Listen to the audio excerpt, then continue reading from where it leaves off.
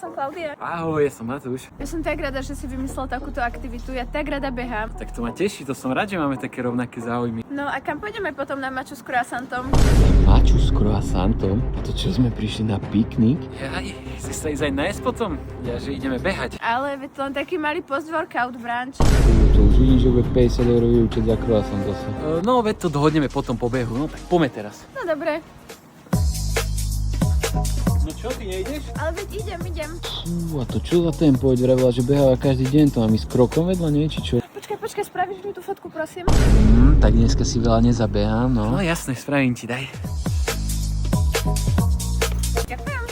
No a ideme aj behať teda, či? Áno, počkaj, hneď len to pridám na stravu.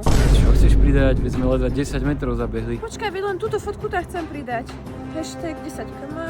10 km, veď... A inak ako to, že tebe tam vždy ukazuje aj tep, aj mapu, to ja tak chcem. Tak možno to bude tým, že reálne chodím aj behať a normálne si to trekujem však hodinkami. Aha, tak to je riadne super, ja som si tam vždy písala od oka.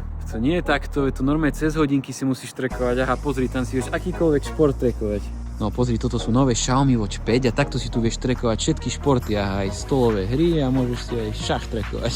Takisto si tam vieš merať tep, kvalitu spánku, kyslík v krvi a tak ďalej, takže to by si určite mala kúpiť.